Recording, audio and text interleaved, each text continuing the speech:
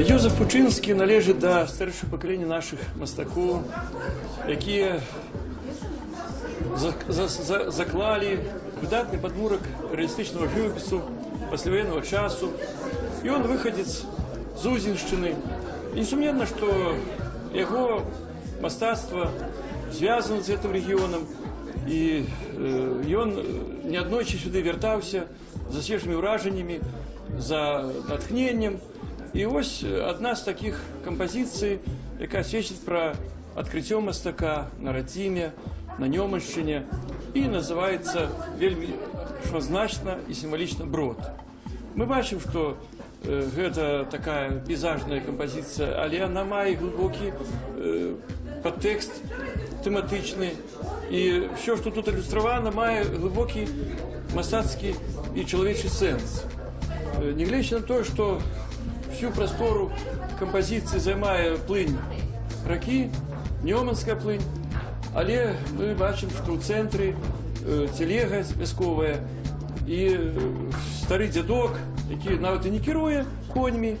І гэтыя коні самі ўжо па, відаць, звычцы пераходзяць рэчку ў Брод. Бо ведаюць гэтыя мясціны, это тутэйшыя людзі. Этот чалавек нарадзіўся на этой землі, і яго жыццё, канешне, не было засцелена ружамі. Яму ёсць што прыгадаць, калі ён ізноў пераходзіць на Брод. Ён прыгадвае тое, што звязана з мінулым, што ён марыць пра будучыню гэтай зямлі. І гэта будучыня вельмі цікавая, таму што яна сімвалічна тут падкрэсліваецца блікамі сонечнымі на вадзе, акурат на переднім плане, то гэта Брод да таго, што марыць мастак, што жыццё ў Беларусі будзе налажвацца, што это шлях да новых берагоў, да светлых дзён нашай краіны.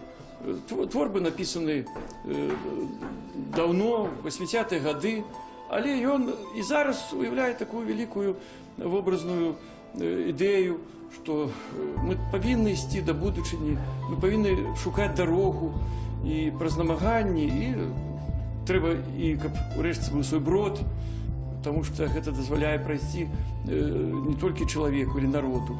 У гэтым ёсць нават і такі біблейскі падтэкст, што богабраны народ таксама пераходзіў праз рэкі і шукаючы лепшую долю. Ну, канешне, каларыт карціны вельмі прыгожы, срабрыста шэры, такі вохрыста залацісты.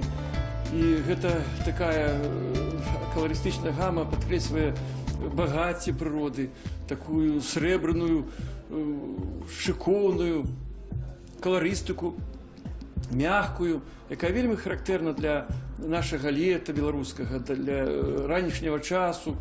І на переднім плане мы бачым такі пясочны беражочак, і гэтыя маладыя, можна сказаць, дрэўцы выраслі ўжо. Дрэва таксама сімвал жыцця, гэтага свету, радасці. І такім чынам пейзаж, які падгледжаны ў прыродзе, на радзіме, набывае высокую такую ідэйную характарыстыку.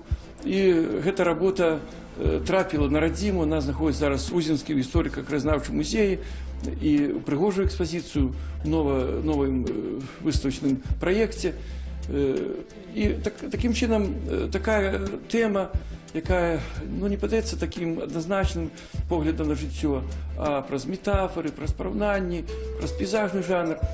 Яны гэтыя такія падыходы вучаць дабру, разуменню сэнсу ў жыцці і ў пошуках тых шляхоў, якія прыводзяць да сапраўднага берагу.